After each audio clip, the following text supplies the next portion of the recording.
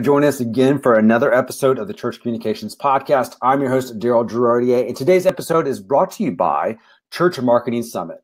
Normally when we get these podcast ad reads, I get like a lot of copy and like a lot of marketing mumbo jumbo. This one's a lot different because I actually get to speak to an event that I actually know the people who are at the event, which is really great. In fact, I would say almost about 2 to 3 months ago, I had coffee with one of these speakers.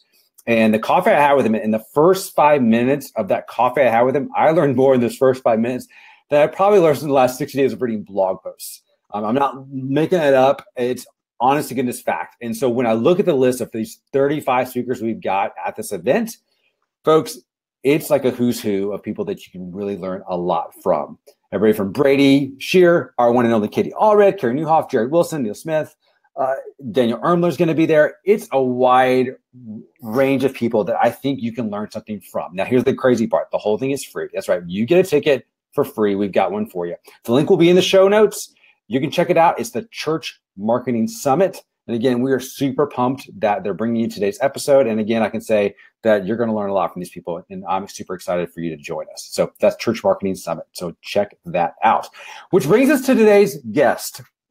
Katie's not with us. We have a special episode. I have somebody that I'm super pumped to have on the podcast, Mr. Alejandro Reyes. Alejandro, how are you doing, dude? Bro, I'm doing good. Hey, about that ad read, you asked me for, hey, can you put together some? I said, hey, man, you've been a part of it.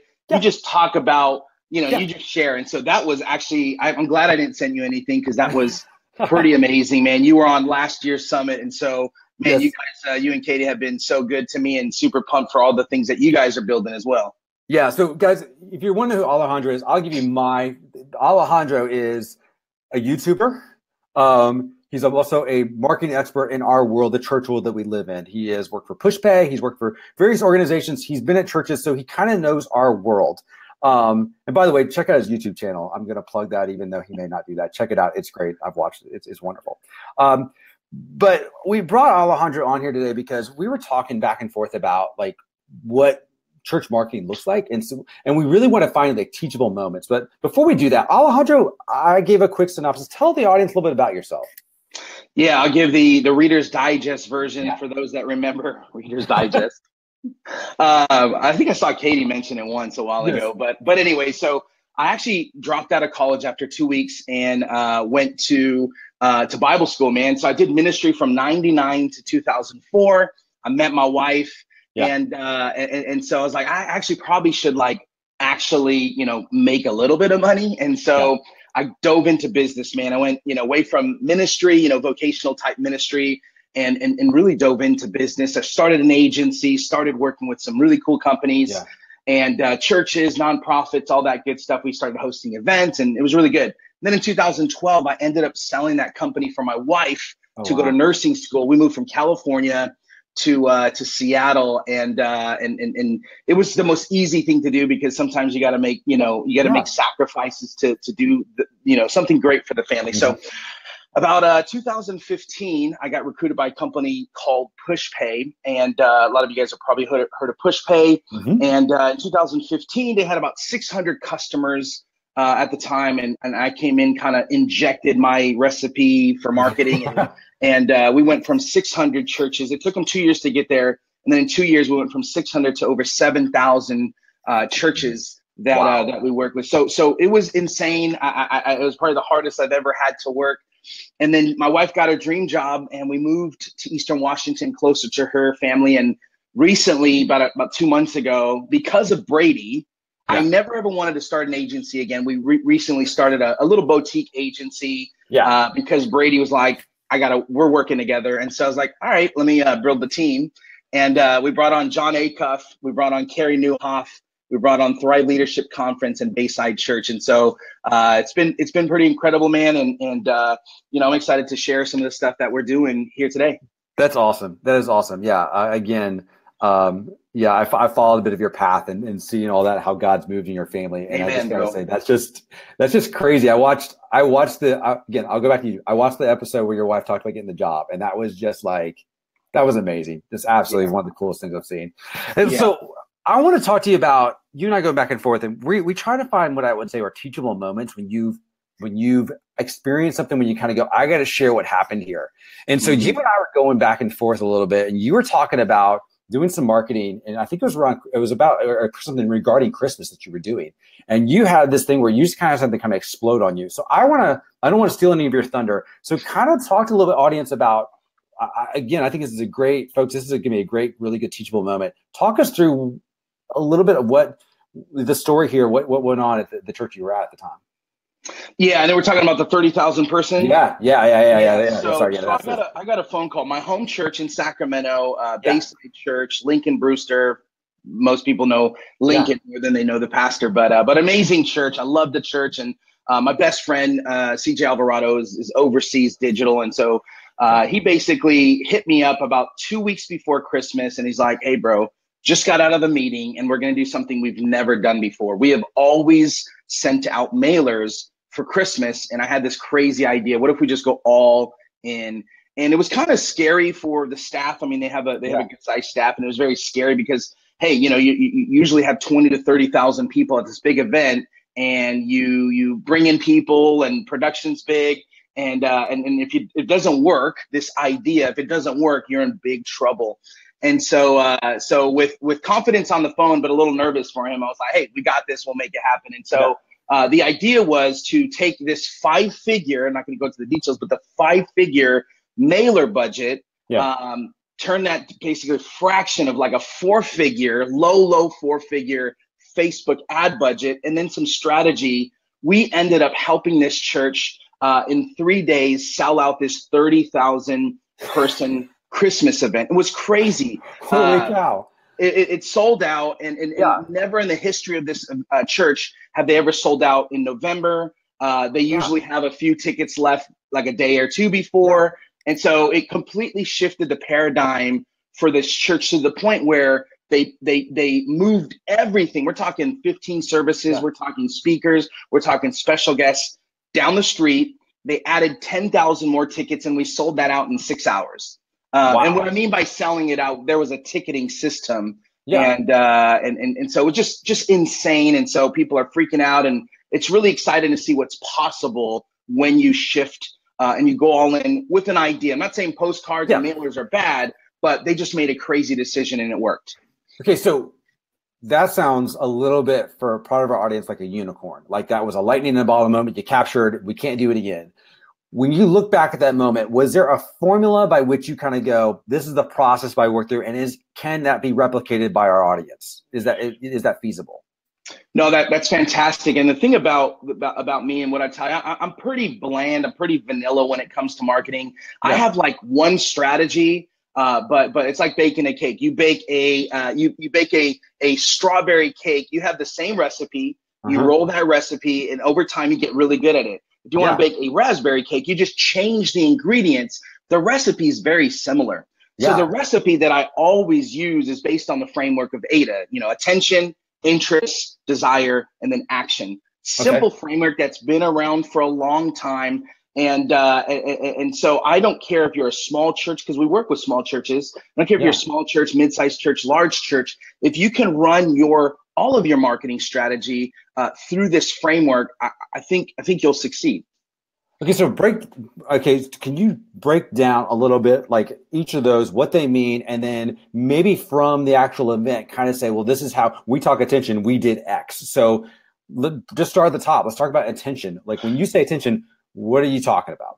Yeah, so for us, attention, we did 3 things. There were 3 tools that we use to pull this off. One was email.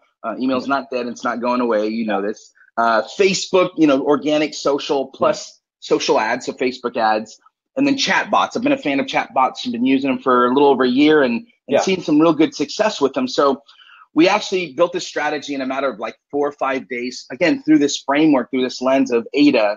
And the whole idea of AIDA is, again, attention, interest, desire, and action. Yeah. And everything that we did was try to create some sort of attention, get some anticipation, some buzz, but at the same time, build some desire. Let people know that there are literally limited tickets. It wasn't like this hype thing. There was like literally limited tickets, and we sold out really fast. And so what we ended up doing was, when you think of attention, it's grabbing someone's attention. You usually do this with, in the context of an email, via subject line, or your context of a Facebook ad. It's that first opening line, that opening sentence to capture someone's attention. And I'm looking at the ad here, and the headline for this was, do you want to make Christmas? Do you want to make lasting memories with your family this Christmas? And the whole idea, and just a little pro tip for you guys, is usually when I'm running Facebook ads, and keep in mind, I've spent probably $6 million over the last 4 or 5 years in Facebook advertising. Wow. And so we've seen a lot. And so usually what we're doing with our Facebook ads is we're always like, I'm always doing it. And people are like, oh, why are you still doing that? Because it works. I'll always ask a yes question. Hey, do you have, Daryl, do you want to have an amazing time with your family? Yes. What happens psychologically is it builds this little small micro commitment of someone saying yes, and bring them closer to the fold. And so that first thing is attention. And so we did this via email, and we let people know this was the secret that this church, and it's really small, but it was massive. 2 or 3 days before Black Friday, we sent a lot of teaser content. We said, hey, on Black Friday, it's going to be crazy. We're going to announce that we're going to be releasing these 20 or 30,000 tickets for this. All that to say that you got to build a little bit of desire and a little bit of anticipation and some excitement, some teaser content before you launch your big event or your big service. So interest is all about the facts about the event. I like to call this like the unique mechanism. What makes your church 10,000 people, 200 people? What makes your Christmas service unique? A lot of times churches compare themselves to bigger churches, and they just go like, I don't have that big production. But to your church and your context in your city, people that go to your church or in your area, they don't know about Bayside's 30. They have no context. And so don't worry about what your peers think. Think about what your audience, what matters to your audience, and what's going to make if it's just a special song from Sister Brenda, then that's the special, unique mechanism that's special. And you just hyped it up. The last two things are desire. What's the experience going to be like? What's the benefit? What if I go? What's it going to do? And through this ad, we end up doing that. And what I'll do is maybe in this comment section, I'll leave a screenshot of the ad so you can see it. And then action. Here's a big thing. The Bible talks about you have not because you ask not. You have to be so clear to people how they should take action. Not like, hey, go sign up. No, like go sign up at the link below, and it'll take you about 37 seconds. So attention, the headline, the grabbing, pull them in. Interest, this is facts about the event, the unique mechanism, the thing that makes your event different. Desire, the benefits, the experience. What's my life going to be like after this experience? And then action, exact steps on how to take action and come to the event. Yeah, so that's wild, because if you think about it, that seems so simple.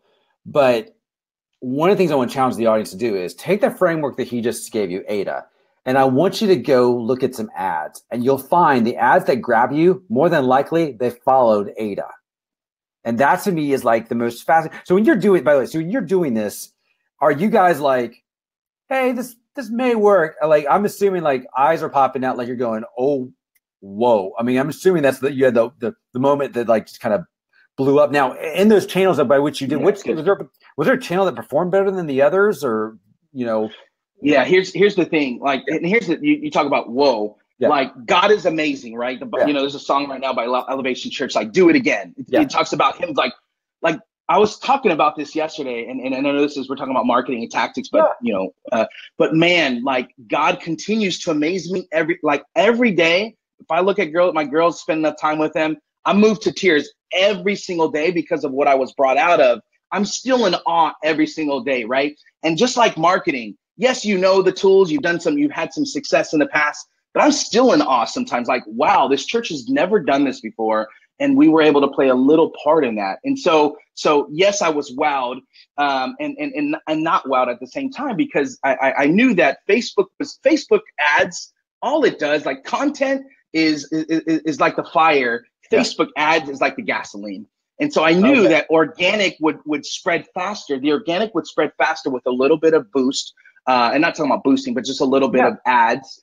But email did so amazing. Open rates went up higher than they had on the Black Friday special because we teased people to let them know to expect something. So what ended up happening is we sold out.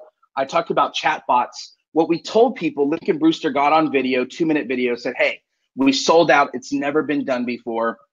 We're going to release 10,000 more seats. All you have to do is type in the word Christmas below, and we'll notify you. So we ended up having like 1,500 to 2,500 people, I think, end up doing the chat bot once. And this is a little technical, but once you typed in Christmas, we used a third-party tool called ManyChat to build a subscriber list. And then we ended up, when we released these 10,000 seats, we told people on email first, and we told people on ManyChat first, so that they had first dibs. We wanted to make sure to fulfill the promise that we told them. Yeah. Wow. That's pretty crazy. Interesting. So as you're thinking through this process, go back to it. Is there something you would have thought you would have done differently as you go back there? You think, okay, if I could do it over again, I would have tweaked this. We would have added a little more gasoline to this. What would you have done differently in the process? Yeah, two things. One, I would have went to a stadium and had one night, a stadium of 50,000 people instead of 12. I mean, just like, so next year they're actually talking about doing, the Golden One Center where the Sacramento Kings play. And so we'll do that next year. I think it would have sold out in 2 days or 1 day if we had like maybe 2 more weeks of planning. Because this was just like, it was very last minute. And that's the church world, as you know, like you run from week to week and it's so last minute. And so one thing we're talking about is like, hey, let's make sure we have a little bit more time next time. And it's never too late to ask for more time. And so, we just wanted a little bit more time. But other than that, man, we felt pretty good about it. All right. So if I'm a church and I'm listening to this, obviously, and I know a lot of our audience says this, they hear numbers, they hear 10,000, they hear 5 digits, whatever, and they kind of go, oh, okay, that's a little too much. But if I'm thinking, okay, what are my first steps in my world I live in? What would you recommend? Is it going back and evaluating currently what we're doing through that lens and say, is our current, what are some next action steps for people who are trying to think, how do I apply this in my life? Yeah. So the low hanging fruit would be like, what is the content that you're currently producing? And then just look at the last 3 months and see, are we kind of, when we is that first word or is that image? And we know that 90% of people look at the image first. Is that image, is it attention grabbing? Does it grab people's attention? Does the copy and the post, does it tell people, what, does it build a little bit of interest and does it talk and speak to the facts of what we're trying to share? Is there enough desire? Does it create enough benefit for someone? Would I actually personally want to go to this, like this, share this, or whatever? And then is there some sort of call to action? Like, hey, do we tell people to comment? Do we tell people to show up? And so, regardless of the size, I would immediately look at what we've done in the last 3 months. And then when it comes to Facebook advertising, that just one tip, most people aren't doing this, is asking, that yes question, not an open-ended question, but a yes question. A good question. And we use emojis a lot in ads as well. So there you go. By the way, folks, if you got questions, go ahead, throw them in the comment. And I'll load them up here, and we'll get all 100 some questions going. One of the things I want to add for our audiences is, by the way, if you feel the pain and frustration of, that seems like, you are taking a baby step, be okay. As I say, make a bad pancake. It's okay. The next one's going to get better. And the second thing I will tell you, that if you feel like, one of the things we struggle with, and I think it's okay, is the fact that we've got seminary trained ministers who will write their copy as if they're writing a seminary paper. So one of the things that we did with our staff was we did this ADA model. We actually did an actual coaching session with our ministers to teach them in their AAs how to write this way. Now, I'll be honest with you, we probably need to go back and do a refresher course, but we evaluated for our folks. We evaluated everything from the weekly email you get from like each campus to even the financial statement email. We said, is that financial statement headline really going to make you open it and figure out what to do with that? So again, this model is super powerful. Here's a couple questions we got. Andrew asks, is there a really good guide for Facebook ads out there for churches to kind of learn how Facebook ads? Alejandro, is there one that you recommend? I won't plug our course, but I really won't. But hey, what I'll do is I just Google it, man. I would say, and Katie's a fan too. You probably are too. But Neil Patel has some amazing stuff. There's so much free stuff out there. I would start with free, Andrew, and I would. There's just so much free stuff out there that you can. I mean, there's Facebook groups that I would ask people in this church comm group as well. And so I'd start there first, and then you feel after 3 months you want to kind of take it to the next level. You could message me. I'd be happy to help at some level. Yeah, I think Neil's great. Amy Porterfield's another one I recommend. She's phenomenal. I would also tell you, if your church happens to have a subscription to lynda.com, that's lynda.com. Most people think of that for like Photoshop, but I've actually done both of their Facebook ad courses. And if you just want a rudimentary understanding of how the interface works, not even like what good ads look like, it's a really good primer so you don't feel lost. And Facebook has a blueprint, the Facebook blueprint. They have tons of free stuff. And so, yeah, for sure. All right. Josh asks, is that the primary way you use email, building a subscriber list with a chatbot? In other words, how do you use email? Let me ask you this. How important do you think it is for churches to build their email list in regards to that question as well? How does email play in the whole world? Yeah, I think Monetate came out 4 or 5 years ago. It's been a while, but email outperforms social by like 80%. I mean, email it's so private, right? It's like one of the first things I do in the morning.